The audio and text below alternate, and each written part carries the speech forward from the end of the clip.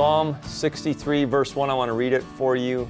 We hear the psalmist say, "You, God, are my God. Earnestly I seek you. I thirst for you. My whole being longs for you in a dry and parched land where there is no water." So clearly the psalmist has a relationship with God, but they are feeling dry.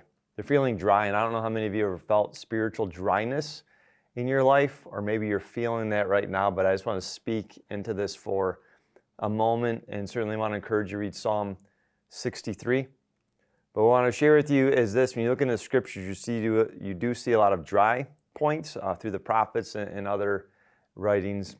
But when it comes to dryness in any aspect of life, but certainly spiritually, habits are still important to keep doing. Even though you might not see results from those habits, you still got to be doing those, because that's what we do in a relationship or with our bodies. I think about our bodies. I think about food. I think about habits that you and I have.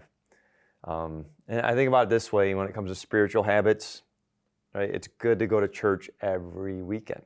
It's just a habit that God has asked us to have. It's a custom that Jesus himself had. It's one of the commandments, right? Remember the Sabbath day, right? Participate in the sacred assembly. The rest in God is part of your day of rest. I don't know how many of us can remember a sermon that we've heard lately, if you've been going to worship. And when I think about that, I don't know how many of us remember meals that we have had lately. But what you and I have been doing, we've been eating. And certainly some meals really stand out to us. But if we only ate that meal that stood out to us, we'd be shriveled up, we'd be a mess, right? We need food, we need daily food. You need that habit of eating, you need that habit of drinking water. And so you got to keep habits to keep your life moving, and you got to keep those spiritual habits to keep your life moving. And one of those habits would be worship life, prayer life, reading the scriptures, serving, different habits. Psalm 1 talks about the habit of just meditating day and night in God's word, right? Holy habits. If you're feeling dry in your relationship with God, just want to encourage you, keep your habits going.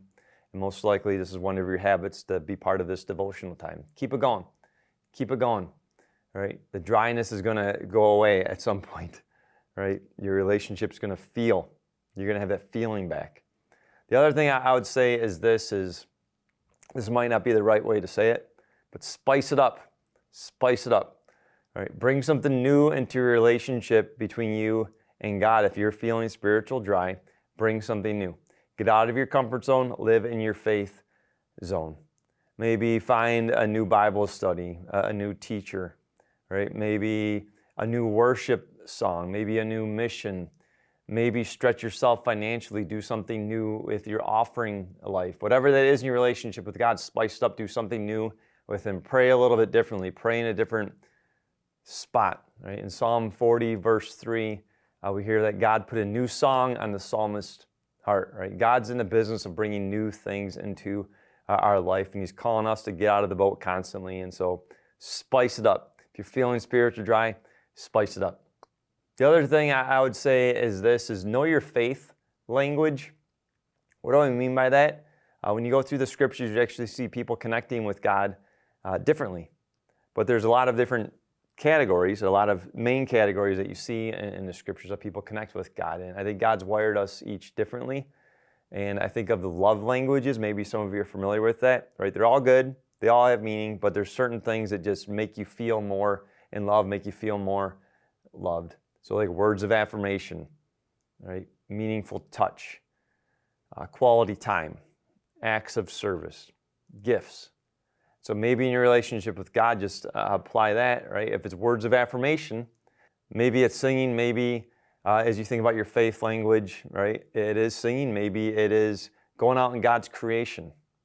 Going out in God's creation is spending quality time with God. Maybe it is acts of service.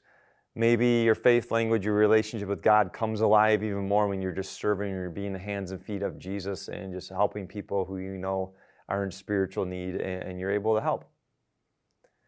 Maybe, right, your relationship with God is just reading the scriptures. Reading the scriptures and hearing His word, and that just brings you back to life in your faith. I would just encourage you, know your faith language. Know your faith language and own it. I'll share this with you. My primary faith language that I have in my life, where I'm really connected to God and I know there's connection is when I sing. And I don't feel like I have the greatest voice, but if I can find new worship songs and those things are just captivating me, my relationship with God doesn't feel dry anymore. I'm connecting, I'm hearing His voice. I feel my faith becoming alive. And also I have a couple different mentors in my life, people that I listen to. And when I'm feeling dry, right, I know that there's been times in my life where these men that are in my life, they can say different things to me, and somehow it just makes me think about things a little differently. It's a new thing coming in my life, and so know your faith language of who that is that God uses in your life, what that is that God uses in your life, just to connect with Him. And the last thing I would say is this, is reflect on your testimony.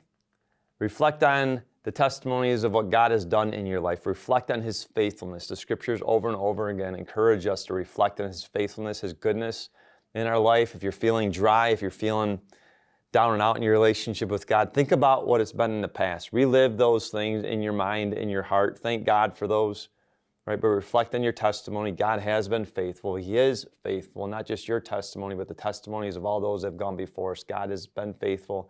He's going to continue to be faithful, even in those dry seasons of life.